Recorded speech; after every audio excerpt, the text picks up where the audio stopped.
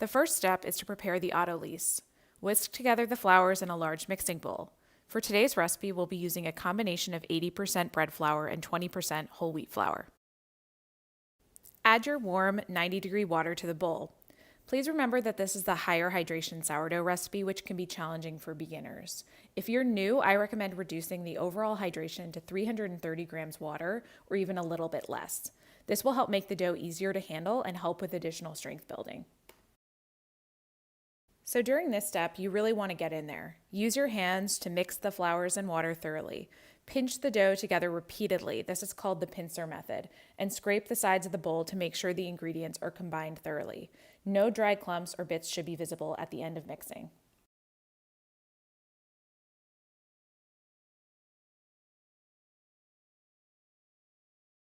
During this stage, the dough will feel very shaggy and sticky. Once mixed thoroughly, cover the bowl with plastic wrap.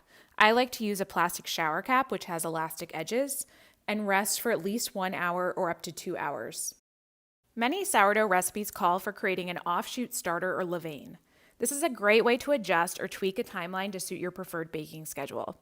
I prefer to simply use a portion of my ripe, just peak starter in my bread dough. This eliminates one extra step and works better for my preferred baking timeline. In order to do this, you'll need to plan your previous feeding accordingly so that the starter is reaching its peak and due for its next feeding, roughly at the end of the 1 to 2 hour autolyse period. While this test isn't foolproof, your sourdough starter should pass the float test when it's ready to be used in your dough. Place a very small spoonful of your starter in some water. It should float to the top. If it sinks, it's not ready to use and usually requires additional time. Check and test again later. We've now reached the end of the autolyse period and we're ready to add our ripe just peak starter to our autolyse mixture. At this point, the dough should already feel stronger. Add the ripe just peak sourdough starter. I like to lightly dip my hands in water to prevent sticking, but be careful not to incorporate much water as this is already a high hydration dough. Use your hand to spread the starter over the surface of the autolyse mixture. Fold the edges of the dough into the center to fully incorporate the starter.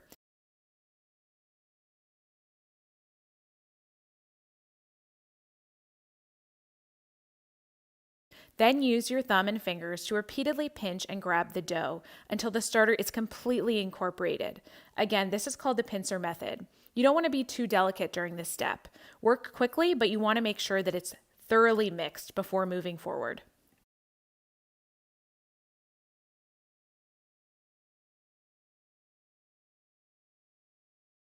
Cover the bowl and allow the dough to sit for an additional 30 minutes, at which point we'll add the salt. After the dough has rested for 30 minutes, we'll add the salt. Sprinkle the salt over the surface of the dough. I like to dip my hands lightly in water once again. Then fold the dough over to incorporate the salt completely. Use your thumb and forefingers once again to pinch the dough repeatedly to incorporate the salt. You should not feel any granules at the end of mixing. You really want to be thorough during this step. Depending on the coarseness of your salt, the mixing step usually takes about 3 to 5 minutes.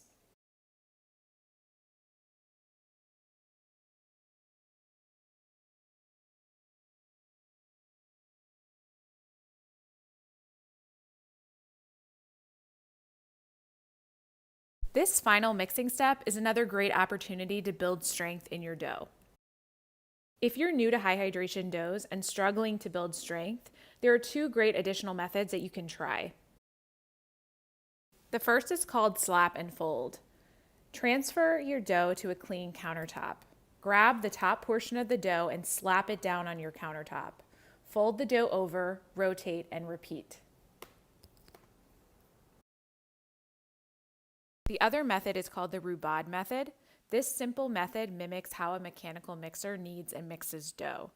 Neither of these methods are required, but are great additional tools and methods at your disposal if you're struggling with a higher hydration dough.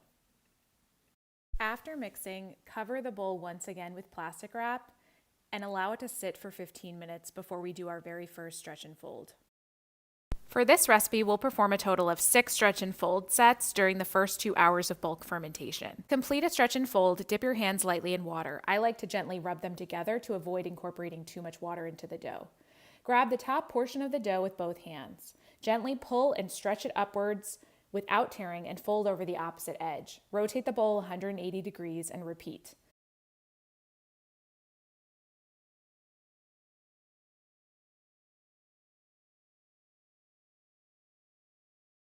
Then rotate the bowl 90 degrees and repeat once again for both sides.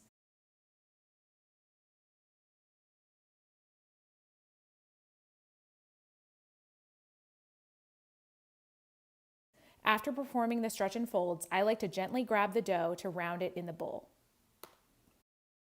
We'll perform a total of 6 stretch and folds over the course of the first 2 hours of bulk fermentation. The first 3 will take place within 15-minute intervals, and the remaining 3 will take place every 30 minutes. You can be flexible with this timeline, but it's really important to observe the dough and act accordingly. If the dough feels strong, you can always eliminate a stretch and fold. If it needs some more strength, add another one in.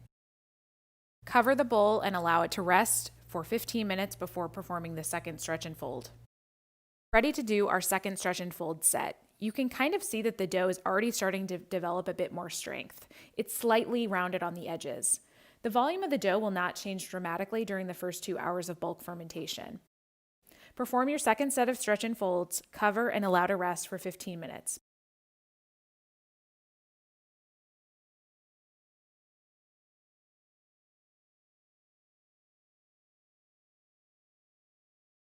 Ready to do our third set of stretch and folds. You can see that the dough is rounding a little bit more, but there hasn't been much change. Continue to be careful and gentle as you're stretching and folding, as we don't want to press out any of those gases.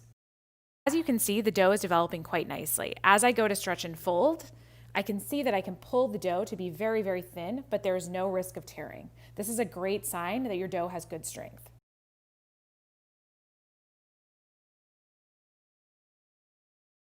After the third set of stretch and folds, we'll cover the dough and allow it to rest for 30 minutes before performing the fourth set of stretch and folds.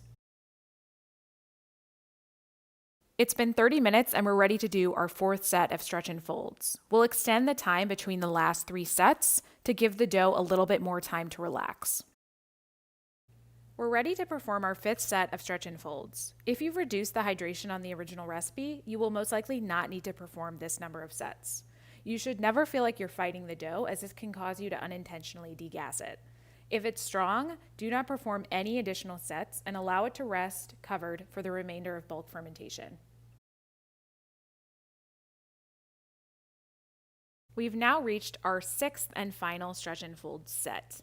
The dough already has gained a little bit of volume and is feeling more aerated. Remember that most of the volume changes will occur in that final stage of bulk fermentation. Here is our dough after bulk fermentation. You can see it's a really nicely fermented dough. It's risen in volume substantially, it's rounded on the edges, and there are lots of gas bubbles present. At this stage, we're ready to do our pre-shape. The pre-shape is a great opportunity to build some additional tension into the dough and reorganize the gluten structure. Carefully transfer the dough without degassing it onto a clean, dry countertop. We're going to use that tension from the countertop to help build the tension. Use a bench knife to gently shape the dough, pulling it gently towards you on the countertop to create some surface tension. The dough should feel aerated and almost bouncy. The key is to do this step quickly and as gently as possible. After this step, we'll rest the dough uncovered for 20 minutes. We're ready to do our final shaping. At this point, you should have a well-dusted banneton set aside, ready to go. Lightly flour the surface of your dough with bread flour. Use your bench knife to gently lift it and flip it flour side down onto your countertop. For this video, I'm showing you how I shape my loaf into a bétard. However, you can also shape it into a round.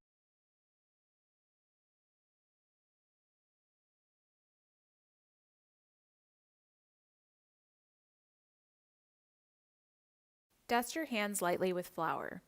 Gently grab the left portion of the dough and fold it past the center. You can gently press the edges to seal slightly. Repeat from the other side.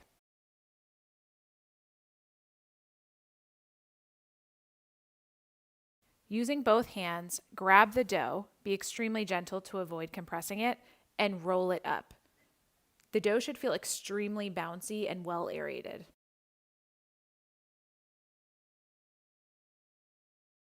Use your bench scraper to quickly lift it, which will help seal the edges. Transfer your dough to your floured banneton. You can use your fingertips to gently seal off the edges of the dough. Just be careful not to compress too much air. The dough will relax in the banneton, so don't be too worried if you see some fold lines. Lightly dust the surface of the dough with some rice flour and drape a linen over the basket. Cover the banneton with a plastic bag. I like to use a produce bag, and seal with a clip. Allow the dough to rest at room temperature for 10 minutes. Place the covered banneton in the refrigerator and retard the dough for 15 to 16 hours. This slow and cold fermentation helps develop additional flavor in the dough and improves the final crust. Preheat your Challenger pan, Dutch oven, or combo cooker with the lid in a 500-degree oven for at least 1 hour before baking. Once they've preheated, remove the banneton from the refrigerator and uncover. We'll do a quick poke test for proper proofing. Lightly flour one small section of the dough. Press your finger gently into the dough, about a ½ inch. A properly proofed dough should very slowly spring back and still leave a light indentation. That is a sign of a well-proofed dough that is ready to be baked. If it springs back quickly and completely, it is underproofed, and you should return it to the fridge covered for an additional hour or so. If the dough compresses and doesn't spring back at all, it is overproofed. There's not much you can do at that stage, so you should just try to put it into the oven as soon as possible. At this stage, we're ready to remove the dough from the banneton and transfer it to our preheated baking vessel. If you're using a Challenger breadware pan, as shown in this video, or combo cooker, you can skip the parchment and carefully invert the dough directly into the preheated baking vessel. I like to use my hands to lightly brush off any excess rice flour before scoring the dough. Grab your bread lom. If you don't have a bread lom, any simple razor blade will work, but it's nice to have that handle for some control. Starting at the very top edge and holding the lom at a 45-degree angle, score the dough from top to bottom. I score slightly off-center in a curved shape, as this has produced better ears in my bakes. The score should be ½ inch to 3/4 inch deep. Feel free to add a decorative leaf element on the side of the loaf if you want. Top with your preheated lid and transfer to the oven. We'll be baking at 500 degrees Fahrenheit, covered for the first 25 minutes of baking. Open the oven and remove the lid. The dough should have risen and expanded considerably, and the crust should be set but only lightly golden in color. Place back in the oven, reduce the oven temperature to 475 degrees, and continue to bake uncovered for an additional 15 to 25 minutes or until the crust is deep golden and caramelized. During this final stage of baking, I like to rotate the pan several times to ensure that the crust is evenly getting color. As you can see, the ear rose extremely nicely in this bake, and it's a nice even golden color. If you knock the bottom of the loaf, it will sound a little bit hollow and should feel very light. Transfer to a rack to cool completely before slicing. This will take several hours. Slicing into warm bread will result in a gummier texture and cause the bread to stale faster. As you can see, our ear developed really nicely, and we have a really nice open crumb structure. If you enjoyed this recipe video, be sure to leave a thumbs up and subscribe to my channel. Thanks for watching.